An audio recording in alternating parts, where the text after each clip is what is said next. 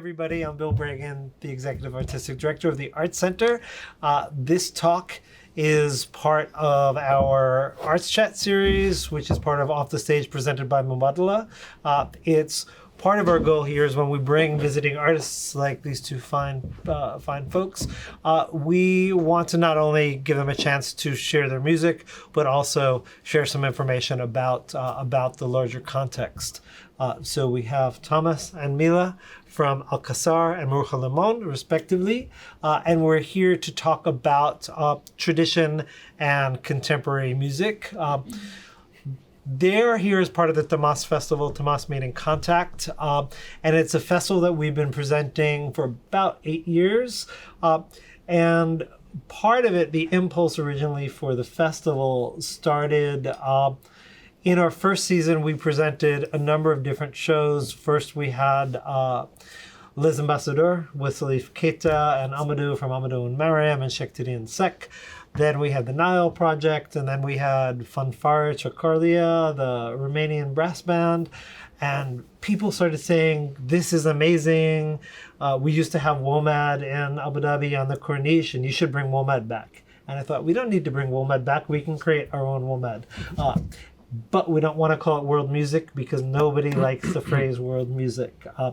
But that idea that sort of underpins what gets classified as world music often is about stylistic encounters, about traditional forms meeting contemporary forms. So in different ways, every year when we bring this festival, that is the strongest theme that sort of connects all of the different artists that we have.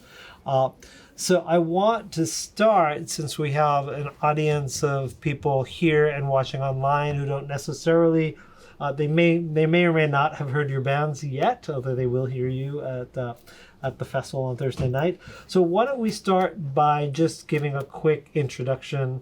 Why don't we start, Mila, with a quick introduction to the music of Maruja Limón and how you describe it. Okay, first of all, my name is Mila and I play the trumpet in Maruja Limón. We came from Barcelona, Spain, and Maruja Limón is a fusion band with traditional flamenco from the south of the country. And Barcelona, it is and it was a very important city because of all of migration of the south to work in the big city in that time before Olympic Games, and most of it brings all the flamenco with all the workers that they went there to work, and it makes a very big fusion of all flamenco and Catalan culture because Barcelona is in Catalonia, and most of it Maruja Limón in nowadays and from the beginning the fusion of rumba, Catalan rumba, Spanish rumba, pop, Latin, most of these kind of sounds you can find in our concert. Great, thank you. And Thomas with Al-Qasar? Yeah, well, Al-Qasar is an international collective that's kind of like at the intersection of American psychedelic fuzz rock, North African trance music, and some aspects of Middle Eastern music. Yeah.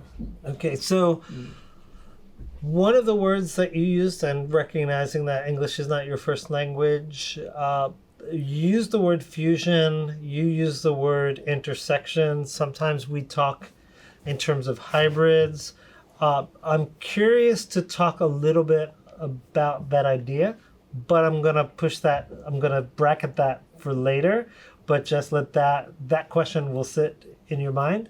And I want to go back to each of your own musical upbringings, because I think people's taste and listening changes over time. When you were, let's say, 13 years old, what kind of music were you listening to? Me? So I'll start with you. Not David Guetta. But I don't know, it was a bit weird. I guess everybody's a bit weird at 13, right? But there was a lot of rock, some hard rock There was also a bit of electronic stuff because I grew up in Paris and the French touch stuff was starting at that time. And I was also, weirdly enough, really into surf rock. Yeah, one of the first bands I heard was the Beach Boys, and it blew my mind. Right. Yeah. And Mila? Yeah. I grew up in Portugal, Okay. and there I grew up with punk, rock, pop from North America, United States mostly. Okay. And now, there's a way that your early teenage music sort of imprints on you. And when you say you listen to surf music, I can still hear that. I hear all of those things. Now you're 20. Now you're the age of our students. How has your listening changed? What were you listening to at about 20? 20 our days or my 20s? When you were 20. When you were 20. I felt the transformation, of course, but I think music transforms all the time, no? But yeah, most electronic that I didn't listen with 13, but most of it electronic. And electronic, house, techno, dubstep, like house. Okay. Cool. And for me at 20, I think that's when I started looking a bit beyond the West, big appetite for oud. Like I heard oud as an instrument when I was a kid, but it's around that age that it hit me pretty hard, and I was a big fan of Anwar Brahim around that time.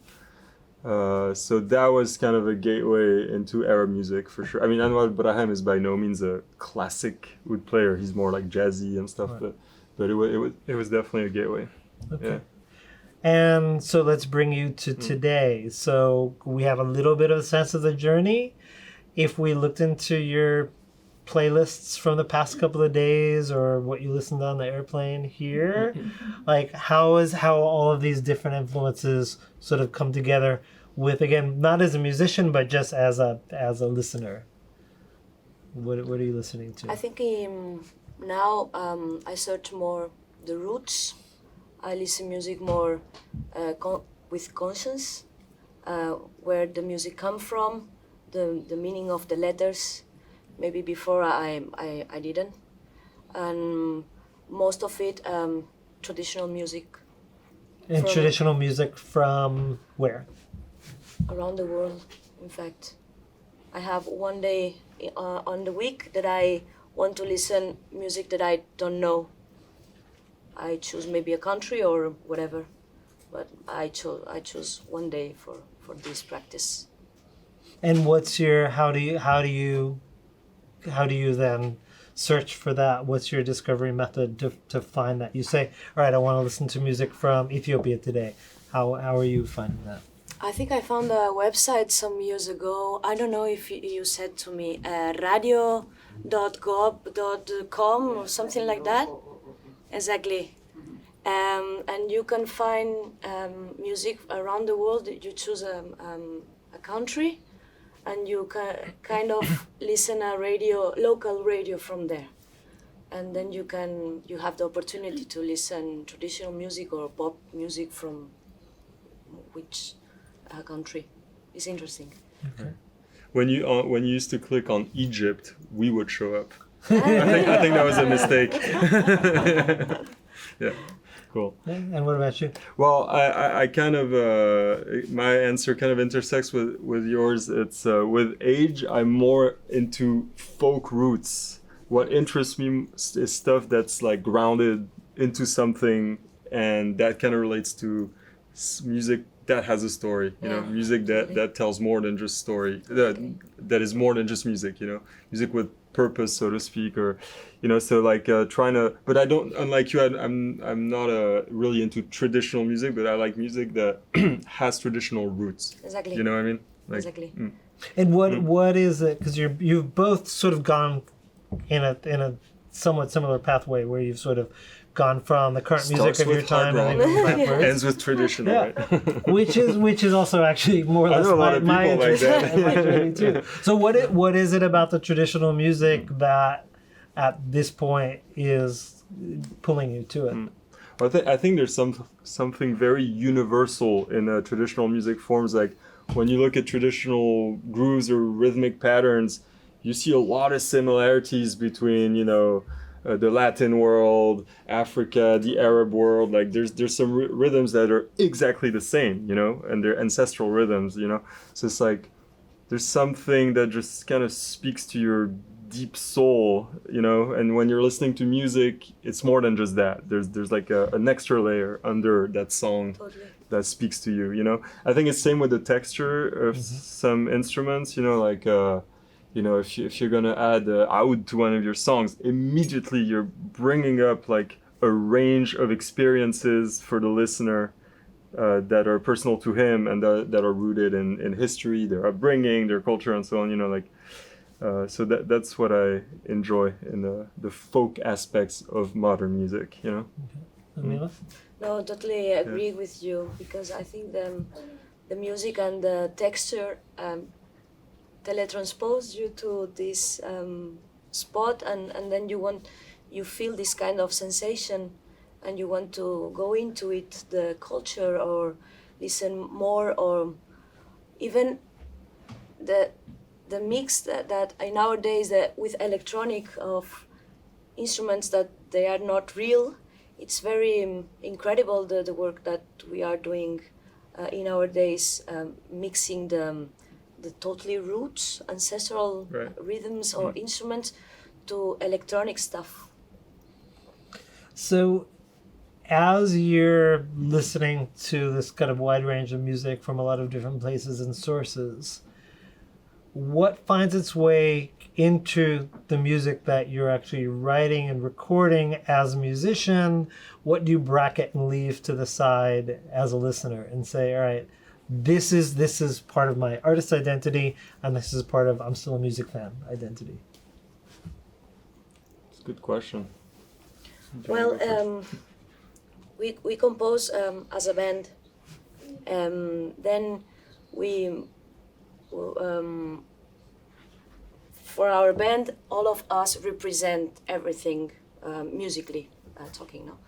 And as a listener, I can listen electronic stuff or whatever, but maybe I talk with my friends about this kind of music. And in fact, in our days when we compose, we think about it.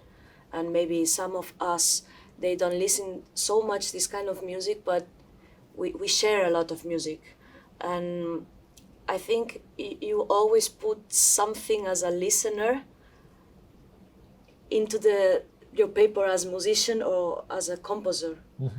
But yeah, we don't compose like individually. We share everything first, and after that we put some kind of identification as a band first. Mm-hmm. I don't know if I explained. Yeah, no, that makes sense. And for Al-Qasar? Well, for me, it's I think if I start with a traditional element, I kind of make a point to flip it upside down, like a traditional groove. I'm gonna try to slightly alter it so that it kind of messes with you a bit. If you know that traditional aspect, it's recognizable enough, but it's original enough. You know what I mean? That's what I do with rhythms mostly. For textures, it's like I do use a lot of traditional instruments and instrumentations, but same thing, I'm gonna make them do stuff they don't do in like a classical setting or traditional setting, And then also remember that Al-Qasar is a collaborative project, so I'm inviting a lot of guest musicians and singers on the track, so it's also, I'm gonna do this to kind of challenge the guests. Okay. Especially the vocalists, like, look, I did this with this rhythm. Maybe it's a rhythm that you're used to singing along to. How are you gonna react to this small modification? And maybe that's gonna push them to also kind of flip the vocal stuff upside down, you know. And do you ever get pushback on that? Do Oh, you ever for sure. have people say like, you can't do that Man. because this rhythm is sacred. This rhythm is about. I have enemies on every continent. Okay. No, for real. I work as a producer also, so Yeah. this approach I also apply it to when I'm producing other bands. And yeah, I've run into people who are like, "What are you doing? Like, there's no way you can do this," you know. Or usually it's not really like you're not allowed to do this. It's more Yeah. like, I can't play along to this. There's no way I can do this. Like, come on, let me push you a bit. I know you can, you know. Think of this as a composition. This is not a traditional song. Yeah. This is an original. I think sometimes that's the greatest barrier. Like people who, they don't understand that it's all composition, original music. You know, a lot of musicians are just used to form, you know. Even if it's a new song, it's like, yeah, but we're using this template, you know. Right. I don't work like that. And does that resonate? Because your band, people are, I guess you're from Portugal, so you're from different places. So culturally, you're perhaps a little bit closer together than some of the collaborators that Thomas is working with. But how do you navigate those differences within a group composition approach? I think Portugal, Spain, well, they are neighbor countries, no? And we have a base. I talk a lot about music with percussionist Eli, and the thing that we share a lot is maybe Brazilian music, no? That you listen a lot in Portugal, and maybe in Spain not so much because you have the more Cuban style on the root of the country. But I think when you share music, you find the way that you can have a lot of minds with different roots that you share a way, and this is how we make as a band and in the composition. And as you said before, it's not like we have to do the traditional thing. You change the name of the concept and it's okay, because it's a new song. No, it's the new way to share the template of one root rhythm pattern. And do you ever get feedback from traditionalists in Spain? Of course, because we do flamenco, you know. How do you squash the flamenco purists? Well, we are not traditional flamencas. Yeah. Some of us, they studied and they know how to do it traditionally, but you change the concept. It's like I'm not doing a bulería, I'm doing a song por bulería. Okay. And maybe you can put a structure on the song, but this is not flamenco traditional bulería. It's like por bulería. And then you can sell it as a pop bulería flamenco style Spanish, no? Mm-hmm. And everyone is like, oh, okay. It's okay. But when you want to do some flamenco or traditional whatever, you do it because you know it, and flamenco is like a very alive song, no? Because you have a lot of palos, a lot of styles of cantes, I don't know how to say, more than 30, I think, because in Andalusia, in the south of Spain, north of Africa, east of Europe, is like a very long way, no? And then you have a lot of material to learn and to squeeze, but it's very interesting. It's very difficult to do traditional music. It's very difficult. It's so easy because you're just copying, but so difficult because it's like Exactly. there's so many rules to follow. Exactly. Yeah.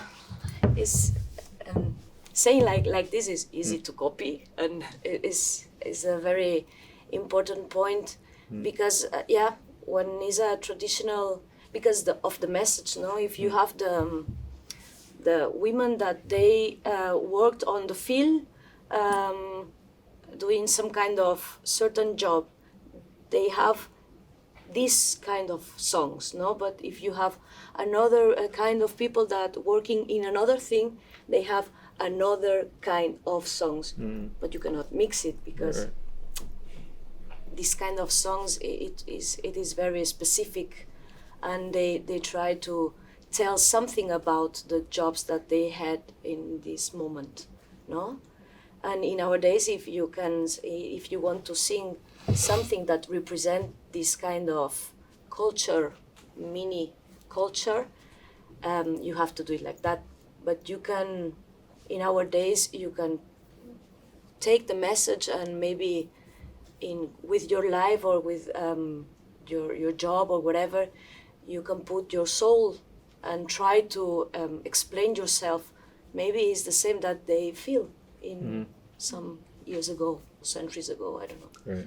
So do you, when you're choosing a certain form that has a very specific root, do you think about, all right, this has this embedded meaning that comes historically because this was what the women would sing in the field, and you want to use that because you're singing a lyric about a woman working in a factory today? Or like, do you try to use that in the selection of contemporary, like your own composition, and say, all right, I know that like this rhythm brings up this association, whether conscious or not? Is that something you're playing with? Totally, yes. Yeah. And maybe in some kind of traditional melodies, we change the letter. And maybe we talk about this thematic, but with our kind of language in our days. Or if we want to reivindicate some kind of theme, we change the letters and we explain about our view in our days. But it's the melody of a long time ago. And Yes. Thomas, with you, how are you thinking about the kind of, when you've got a traditional rhythm that you're tweaking? How do you think about sort of the original function of that style or that rhythm or that melody with kind of repurposing it into new songs? I think about it, but I don't ignore it, but like, let's say I flip it upside down respectfully, like, I know what I'm doing. I'm not some random guy doing random stuff on Ableton, like with samples that I'm just gonna, So I think it's important to know what you're working with. Also, like, all the collaborators I bring in are always, people who are super, super good at the style they're performing, and so they're people who also will have a reflection on what we're doing. It's a conscious, it's like a punk rock attitude with consciousness, like, so with a conscience, I mean. So yeah, I think it's as long as you know what you're doing, where the stuff is coming from, it can be done well, And do you think about the idea of, certainly within a U.S. context, the question of appropriation is something that's talked a lot about, especially with the question of world music, right? Yeah. And that question of sort of knowledge and who has rights to use what music, what rhythms, what forms. Is that something that enters your conversation when you're in the studio, and how does that conversation go? Yeah, for me completely, because it's like I'm a white guy who grew up in Europe, influenced by global sounds, so I think you have to be extremely aware of what you're doing, and again, you have to have like an intellectually and artistically very respectful approach. And I try to bring in the pros of the stuff I'm doing, you know what I mean? Like, the collaborators I bring in because they have a specific expertise on certain subjects, like I don't know, just to give you an example, like Mehdi Haddad, the electric oud player who's performed on all 3 albums that we've released. He's Algerian with French and Irish roots. He studied oud with the masters in Egypt and in Yemen and in Lebanon. So it's like, when you bring this guy in the studio, he's adding a whole layer of expertise to what we're doing. We have a discussion about what we're doing. We're like, oh yeah, by the way, this rhythm, I saw you did this, blah blah blah blah blah. So I think as long as you do it with an awareness of the implications, is good. Also, there's also an aspect of like, you mentioned like sacred music, sacred rhythms and stuff. Like, this is also you got to be careful with certain things, but most of the time when as Al-Qasar, we've collaborated live with a lot of traditional musicians. The most fun collab we ever did is we went to Cairo for 3 weeks and collabed with the musician of the Zar tradition, like a healing ritual, percussive healing ritual that is the same lineage as Gnawa, and we just started like doing. I was showing the crew the rhythms, and they were like, "Yeah, this is awesome, let's go!" And you got it's like so after a certain point you need to free yourself from this stuff if you want to have creativity. And how does that resonate for you, especially knowing, as Thomas kind of said, the traditionalists, but the flamenco world can be so strict sometimes with the form and kind of pushing back. Does that play out in terms of the response of people in Spain? I think the most important thing that I took off your speech is you share the music with persons that they know what they are doing, no? And in flamenco or in the Iberian Peninsula,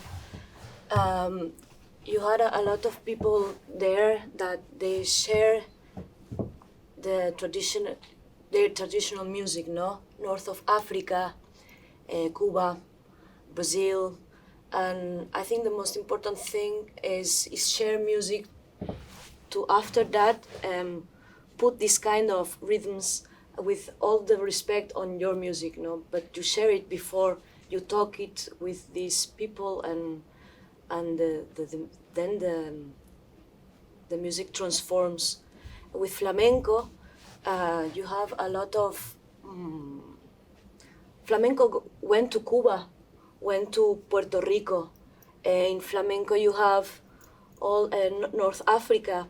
And before we listen a song in the radio, and we talk. I think it was a song from here, and we talked about the rhythm. It was very similar to rhythm in very small region in Spain that is Galicia, and we talk about, it's very similar because if we put this kind the kick here or with the darbuka on, we share this kind of things. It's like the roots, no? And flamenco is like or all kind of music. I don't know if it's correct, but the music travel so much that then after that the traditional thing traveled a lot with flamenco in specific. With Cuba is a very important country that go and went, no? And you can share and you can preserve the traditional things, and you can envelope this traditional music with all of the respect. Yeah. And I want to now circle back to that question that I put to the side before about the intersection versus the hybrid versus fusion, and see which of those sits with the way that you think about your music and what you think those differences are. I saw you squirm a little bit when I said one of those words. I was making a joke in my head about the word fusion. Yeah. Just sounds like elevator music, I don't want to use fusion. I don't know about you. And what like all those words like, are cool, just not fusion. Why is that? Why is fusion? I don't know. And again, it's not your first language, but that was a word that you did use, and it did have, in my English brain, it had more of that connotation Sorry. as well. No, so I'm curious about that because I think make it's cultural. I Yeah, make a definitely. distinction Totally. between fusion and hybrids personally, and I'm curious. Hybrid is nicer. Yeah. No, it's very funny because in Barcelona, I think, well, I was not born in Barcelona, but for me, they sell to me this concept fusion or world music, because I think Barcelona is a small city, but a very big interculturally. I think this is why I said fusion. Right. And I think about when Manu Chao was really like, when he really came out and became this sort of global, you couldn't go into a single bar or restaurant without hearing Manu Chao's music. That idea, this sort of digital mestizo idea Claro, was, of course, mestizaje. yeah. So I'm curious if there's a sort of implication to that as either as a phrase or as a concept. Like that, does that imply the music is coming together in a different way, for example? Yeah. See, I think Manu Chao is a very good example of that because it's like mestizaje concept, but yeah, I always heard the three concepts: mestizaje, fusion, and world music, and I never thought about fusion is like elevator music. I think it's in English, yeah. Maybe Because I there's think it's a there's the cultural whole connotation of a jazz fusion, Yeah. which Ah, usually well. sounds bad, right? Yeah. I mean, there's good jazz fusion, but I think that's the problem. I think think- that's why yeah. we have a bad association with this term. Yeah. Yeah, no, and with the name of this festival as Thomas meaning contact, that question of like in fusion are you blurring out the borders so that they become syrupy in that way that jazz fusion I think is you're kind of thinking of. And what happens at that point of contact? What happens at that blending point? When do they become diluted? When do they become strengthened? Like those are the ideas I think often we've been thinking about with the artists we present and the multiple artist bills that we put together is right around that meeting point. Yeah. I'm trying to think a bit more why is the word fusion kind of bothering us. I think we associate it directly to the term world music, you know? It just sounds like a Western-centric approach, like, let's just get a bunch of Indian musicians in the studio and make a world music album, you know? It'll sell great, you know? Yeah. This is very, like, you know, 90s. Like a spontaneous thing. You No, say. more like a marketing thing, you know, like, you know, because world music in the English language, at least, it's a marketing term that was used by British record label executives just to market a specific kind of Okay. music, you know, and it's stuck. Like, so unfortunately, it's stuck, and now in English, everybody's trying to push the word global sounds, you know, Okay, klar. which is, I mean, it's, you know, it's just a word, but I agree that it's more representative of what those hybrids are today, for sure, you know. But like it's true. Like I live in Portugal, and everybody says "músicas do mundo," Yeah, see. you know, I and they don't care. Yes. It's fine, you know. In France, also, we say "musique du monde." It's not a term that's been like global disputed, sound. you know. Yeah. Yes. Have you ever read the minutes from the meetings where they named world music? No, does that exist? Yeah. So the sort of within the world music world, the original intentions were actually quite pure, right? So there were a group of record labels, people who loved the music, the traditional music, or the kind of, you know, Congolese guitar music or what have you.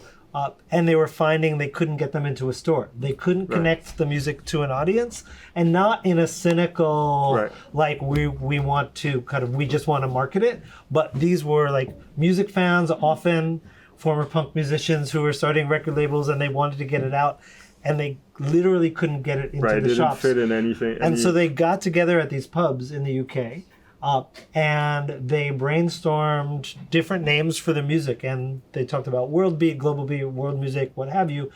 They agreed on world music, and then they created a whole marketing campaign. And the idea was, we're going to create a new section in the store where all of our labels can create a place for music lovers to go find it, because internet pre-on-demand, it was really hard to find. Right. And then they created dividers for the shelves so that you could have like a world music section, and then you could go and dig through the crates and find the records. And they documented all of it. And a lot of the people who were there are still quite active. Ben Mandelson from Globe Style, Three Mustafas 3, he was there. He was one of the founders of Womex, right? And so the people who are doing it are still doing it. And then it became this title that everybody hates, in English at least, because there's a sense of it completely diminishes the individuality of vastly different styles of music. And what did they think about that? How do you get the Peruvian traditional music in the same box as like Ukrainian a cappella I think chanting? Ultimately, I think the idea was people who are open-minded and curious for music with different rhythms, different languages, different melodies, different instrumentation. They might gravitate to those bins. So it did fit, and it was it was one audience. It was a functional tool, right? And so I think that was the original idea, and then they've had to fight against it ever since. Right? But it's really interesting to go back. There's a magazine called F Roots, used to be called Folk Roots, and they on their website actually have the minutes of these 2 different sessions where they literally invented the term. Happy to learn that. Nice. I'll share it. One of the things I hate about panel discussions is when there's like 5 minutes left and there's no discussion, and we've got a lot of really thoughtful, interested people in the room and a lot of musicians in the room. So I'm going to open it up to conversation if anybody has any questions or thoughts or disagreements. Does anybody want to? I see Skip in the back. I produce music also, and I would say, even as an American, have to justify the vast amount of Black American influences in the music I love. And that includes the Talking Heads that I loved. And now I go, did I love the Talking Heads, or did I love Fela? Or how would I feel about David Byrne now that I'm a different person than I think about this a lot. I also think that musicians are chefs. If you've never had sushi from your chef, if you have it, you want to make it yourself. So there's some of that. Like when you hear something delicious, you at least want to try it. So I'm always thinking about that also, and I've never come to terms with it. So it's interesting to hear about your approach. But David Byrne is pretty cool with that. Like he's very open about his influences. Yeah. I think that's the right approach, right? To really say what are your influences, why they're great, why do you respect them, and kind of give them the exposure they deserve also, right? Yeah. I don't know. Yeah, and I mean, David Byrne, again, in terms of my personal journey, and also the coming from punk, post-punk, into listening to global music, the first time I ever really listened to Brazilian music was on the label that he started, Luacabop.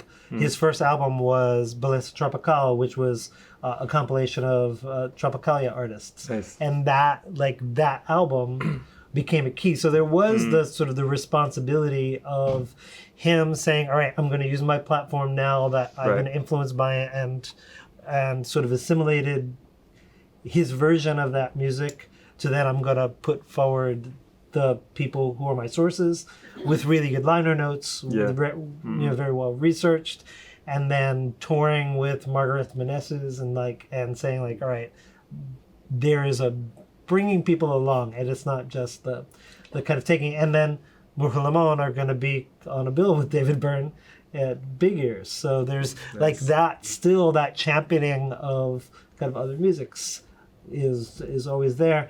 And even with him and what we tried to do with Global Fest, US American roots music is also part of it. That to me is also the other question, is does the world music term, is it kind of separating the other, or is it sort of embracing, and can the folk music from your own country, which could include Zydeco, it could include gospel, it could include Hawaiian music, it could include go-go from Washington, D.C., like, is there a place for that in this concept of global music?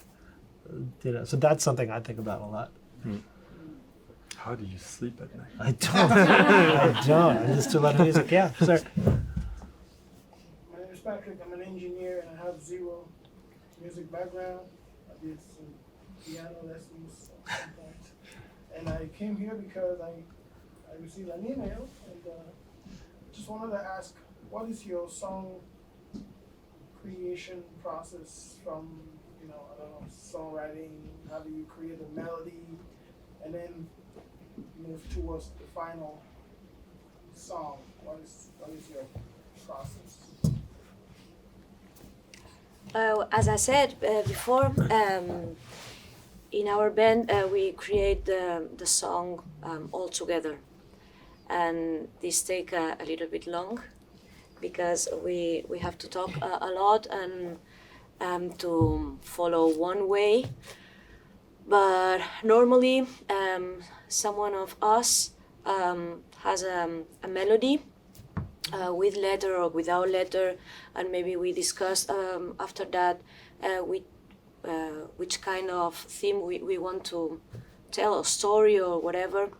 And after the melody, the big melody, we put the harmony, and we talk with our guitar player or the bassist, or after that put the rhythms, or maybe we don't have some kind of order. No lyrics at that point. No. Maybe not. Maybe one song can grow up because only one of us sing something on the elevator. It's like romantic, telling like this. Is it fusion? No, it's not. No, it's not fusion, and it's not jazz fusion. But yeah, or maybe someone of us listen some kind of traditional song with no song, but the atmosphere of, and we develop with this idea. But you have a lot of ways to create a song. And for me, it's I think there's kind of two scenarios. The first one is like you're kind of hit by the muses of inspiration. You're walking down the street, you're in your shower, and boom, a melody hits, and you're like, this is I love this. Whoa, this is a song right there. So you grab your towel, you run to your phone, and you sing it in your phone, so you never forget it. And 6 hours later. Yeah, and then you lose your phone, right, with all your stuff on. So that's scenario one. Scenario two, it's more of a derivative scenario for me, where it's like I'll hear something that I really like, or rhythm, and I'm like, I'd love to go in this direction. How do I kind of mess it up a bit to make it different, more original, but like equally impactful, And then once I do this, I usually record a demo at my studio. The words, you add the words later, right? Yeah, and in this project that we're here for, it's I invite guest singers, and usually they bring the words. Yeah. Or the most recent song that we have is Zakaria, right behind you, who wrote the words. So I usually don't write the. Quick follow-up. I've heard situations where I think Sting sued P. Diddy, and your song looks like mine. I will sue you. How do you make sure that somebody will not sue you later? How do you verify? How do you make sure that you don't get in trouble legally later? So yeah. So I think it's a good moment to sue P. Diddy. I think you'll be successful. I think the context is ripe. Yeah. Well, there's I mean, this is a huge subject. Copyright and plagiarism. I would say that in general, I don't know what you guys think, but I think it's really, really, really hard to prove plagiarism. I think some artists have gotten away with some very obvious stuff is just the judge just couldn't really quite. There are right? Some moments that you are with your phone like da da da da da da da, and it's very. Oh yeah, that's the worst. No, come on, it's a song. And the next day you're like, oh no, that's this. I heard this yesterday, and I only that sing happens to this me all the song. time. Yeah, delete. No. What a bummer. It's like the Beatles are stuck in my head again. Right? Yeah. That's so sad when that happens. You think you have a hit, and then you realize it's David Byrne. Yeah. And what about covers? Because I know that the last record you had some very choice covers mixed in with the originals. How do you think about that, and what's the place of like those moments of reinvention and how you take that on, but put it in your own voice? Covers, for me, it's an exercise in arrangement. I love that. That's my favorite thing, is arranging music. And it's also an exercise in flipping things over their heads, right? One cover I love that's often cited as one of the coolest covers ever, it's Devo, Satisfaction by the Rolling Stones, you know? Yeah. This is kind of like my, you know, the reference for me, how to do a cover, you know? Mess it up completely, mess everything up, but at the end of the day, when you press play, you're like, oh, I know this song, you know? Like, that's kind of like the challenge, I think. And so, yeah, and there was also like a cultural aspect to this album where we tried to take, you know, Western standards. We took Depeche Mode, Personal Jesus, and Sean Paul, Get Busy, and we did one in Turkish and one in Moroccan Arabic, you know. And then we also took some songs from the more like North African or Arab repertoire and like rearranged them in a very like rocking context. And yeah, it's fun, you know. Yeah. And surprising. I think there's this element of like trying to mess a bit with the listener, you know, like in this yeah, you know, trying to make something different also.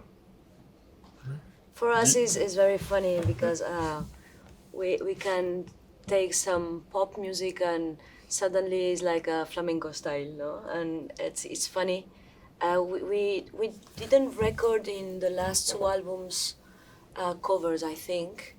We do this kind of things more in when we are traveling, or I don't know. So we memorize some melody from here, and in some point we invent some kind of lyrics, but with a flamenco voice. And the guitar player to take the guitar, and suddenly we jam a lot the songs with flamenco style. But this is kind of funny for us. But normally, and we did this in the last, I think, two albums, is took and talk with some poet people and put the music on the poem. Because we like the message of the poem and put our soul in the song, in the melody and songs. And you've also been putting out a lot of remixes of their work. So I'm curious about when you are then deciding which songs to remix, what's the relationship between the band and the remixer, and how much control do you completely give away? What do you hold on to? Kind of what are you looking for with a remix? We did this twice. Once with a Catalan DJ that his specialty is flamenco, techno flamenco, and yeah, for us it was very funny to put our song in techno suddenly. Like, it's like the drummer plays like what, but it's funny because you can listen the deconstruction of the song, and we gave to him the stems, and yeah, it's like his art, and he showed to us, and it's like okay, it's like in our minds, in some moment of the song, we want explosion, because it's like very chill, like fusion. Chill. Exactly, another term. Yeah, let's not use that exactly. one. Just kidding. And yeah, he said to us, "Oh, do you want more, right?" It's like yes. And yeah, for us, it's very funny. And the first one, it was with a Mexican DJ that he write us. And he asked if we allowed to him to do a remix, and when we said yes, he did it before, And He's like, here it is. Yeah, exactly. And exactly. Like, that was I way want to too show you. That was way too fast. Exactly. You had done that before. But it is fun for us, of course. Yeah, but because we are a band, Right. and we don't manage this kind of textures like so house sounds or techno, but we are putting in some point in our direct and on the stage we are trying like the rock. You have flamenco rock, but yeah, it was very in the 60s maybe, and we are introducing this kind of new sounds on the guitar, not only the Spanish guitar. We like to put a little bit of us and mixing the music, well, because we enjoy it. And from your standpoint, as a producer as well, how do you think about remix culture? And I love it. Your own work. I love it, and I like for Al-Qasar we have a few remixes out, and yeah, I like this idea of like just giving complete artistic freedom to someone, and they just go nuts on your stuff, you know, and it's like, yes, please go, like, you know, the same way you hallucinated when you heard your stuff with a techno beat, you know, like. I think that's what's cool about remixes, like a completely different version. It's not even a rearrangement. It's like Exactly. it's almost like sometimes the remixer will just sample the vocal and make a new song. Do you ever put your stems out into the world for kind of Creative Commons? Anybody grab it? Anybody do that? We've never done that, but like, we just like the Mexican remixer who hit you up. We have a lot of people who write us, and sometimes it's like, yeah, have a stab at it, and we'll see, you know. And do you ever shut it down? Have you said, you know what, actually, like, I wouldn't want that to go out there because that will distort sort of what people think of Al-Qasar? No, I think every remix is cool in its own way. It's more like, okay, like, does this make sense in our calendar, release strategy, so on? But to me, every remix is like an interesting thing to listen to, you know? Any other questions, thoughts? Yeah, so. Hello. You spoke a bit earlier about kind of working with tradition and these collaborators, and I was just wondering, in your work, has there ever been a moment where there was sort of like a challenge that you faced in terms of, you know, how you may have interpreted a specific sound, or maybe a traditional sound that was used in a different way? Did you learn anything from that moment, or was there like a critique or discussion about like how you were using these particular sounds in your work? For us, yes, it is a challenge, and we talk about this because if you want to do some part of the song, like the rhythm song, no, and if the traditional song or the traditional rhythm don't goes very on tempo, and it's more like behind of the tempo, and maybe it's not so common, and we are not so comfortable to play like this or playing like reggae, no, and it's not like so mechanic. You have to study, and you have to manage all the band to like, okay, we want to preserve this, you have to work it, but yeah, and you have to say, okay, I want this like this, but I want the other thing like super a tempo, and of course you have to manage, and you have to learn and to practice a lot. Yeah, for this is a great point. How rhythms, especially, and how you make them fit in a more modern music context. Yeah. Like that's always for me a big challenge, because we use a lot of traditional percussion, and you know, traditional percussionists have a groove to their own. Doesn't always match a rock drum set, you know. So you have to learn how to alter the performance so it gels.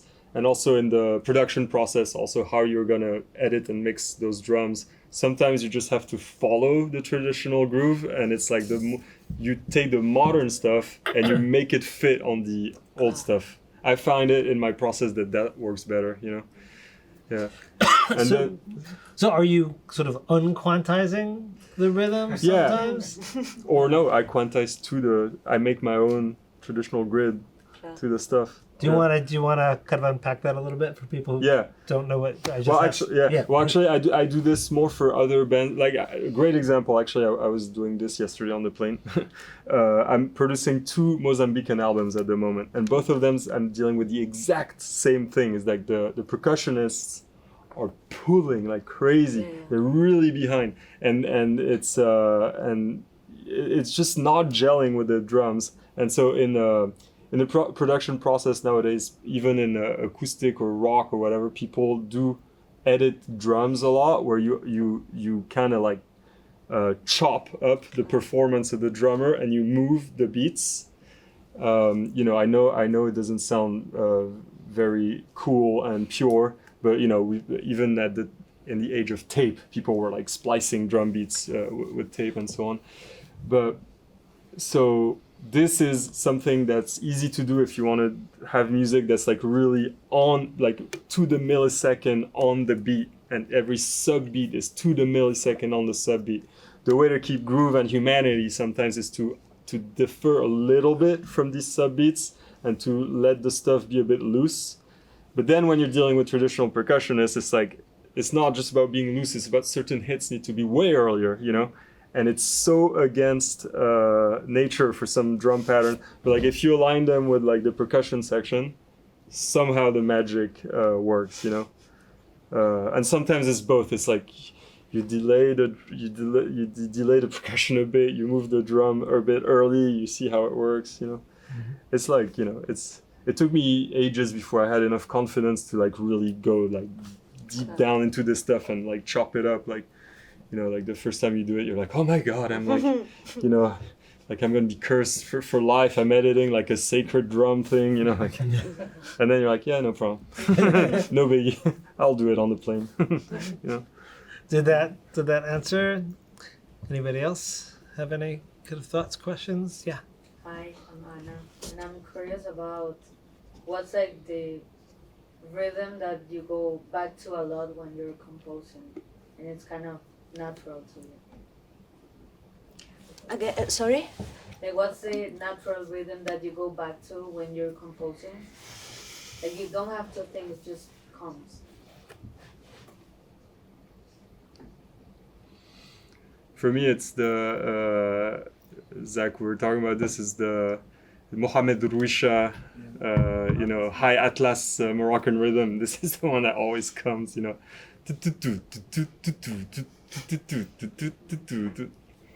But there's a few more. Yeah.